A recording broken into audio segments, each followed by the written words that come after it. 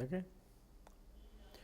Good morning, everybody. Let me begin with an apology. I'm sorry that I'm addressing you through a video recording.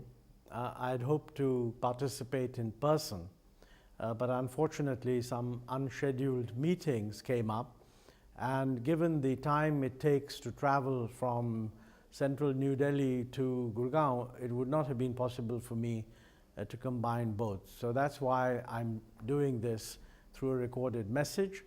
But having said that, let me congratulate CREDAI for organizing this conference and for bringing together all the important stakeholders to discuss issues in an area which I do believe is extremely important. Now, clearly, I often hear representatives of the real estate development community, and they talk about the importance of real estate development as a contributor to growth. It's quite clear that real estate development is part of GDP, and in that sense it does contribute to growth. But it's equally, even if you ignore the contribution to growth, growth itself generates a demand for real estate services. So really there's a two-way relationship. If we grow at the rate that we are hoping to grow, there's going to be a tremendous demand for real estate products, and that demand has to be met. Unlike other demands where products can be imported, demand for real estate cannot be met through imports. So basically, if there is a demand, it leads to domestic production, and that leads to domestic GDP and also to employment creation in the country. So it's a two-way relationship, and both sides are very important. I think there are many different areas in real estate development, and I'm not sure, I cannot really cover all of them, but let me just make one very basic distinction. And that is the distinction between real estate in terms of housing or dwelling units and real estate in terms of commercial real estate, which is really relevant for all the other the environment in which GDP is actually produced. In the government, we naturally focus a lot on housing because that's a very fundamental need, and it's well known that there is a huge housing shortage. It has been estimated that in urban areas, the number of dwellings that we are short of, in the sense of additional dwelling units needed, is approximately 19 million. And in the two components of the JNNURM so far, we've actually been able to sanction only 1.7 million, and of that, we've actually produced only about 0.7. So the unfinished agenda, the shortage that remains is absolutely huge.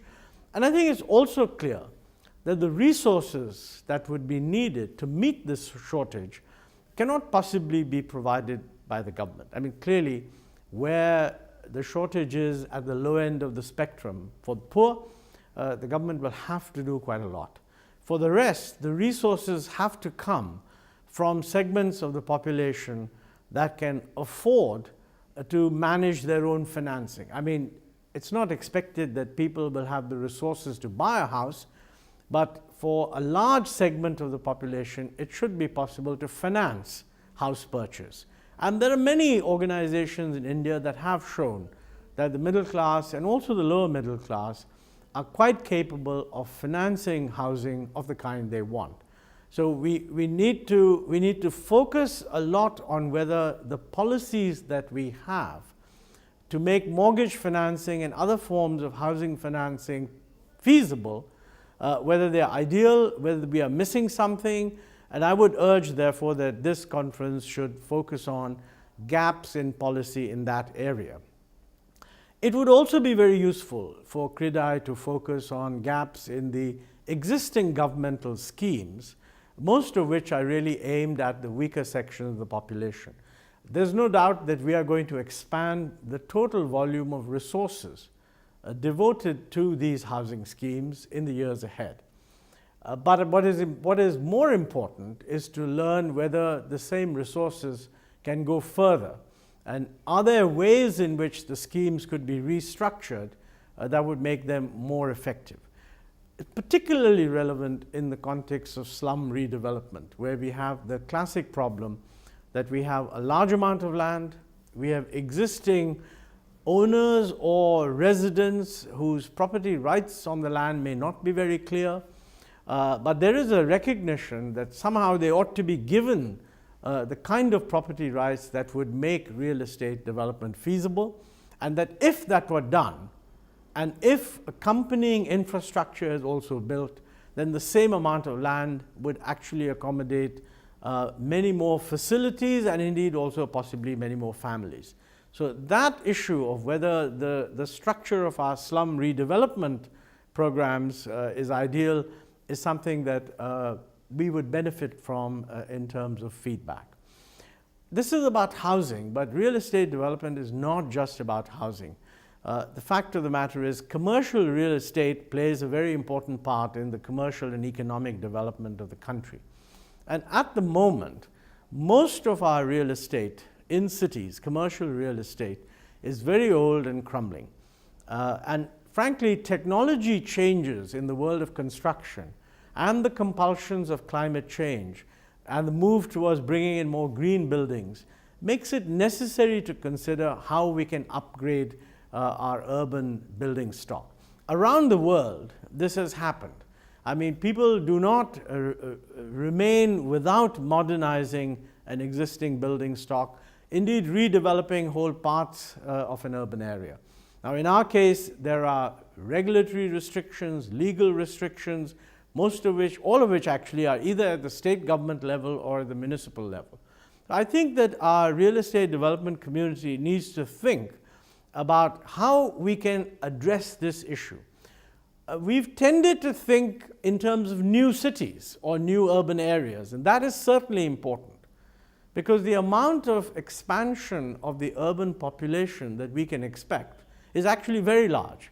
If I remember the numbers correctly, the census shows about 321 million people or something like that in urban areas in 2011. And it's estimated that somewhere around 2030, the urban population might actually become 600 million. Now, many of these would be an expansion of what are existing villages which have become larger, become census towns. There may be some new urban developments that need to be done. This, of course, brings in having to handle problems with the Land Acquisition Act. And again, that act, which has recently been amended, replaced rather, that act gives a lot of power to state governments. So a voice from the real estate development community indicating how the act is being implemented and what are the best ways of implementing it and who's doing a better job compared to others, this would be a very valuable input into the formulation of government policy.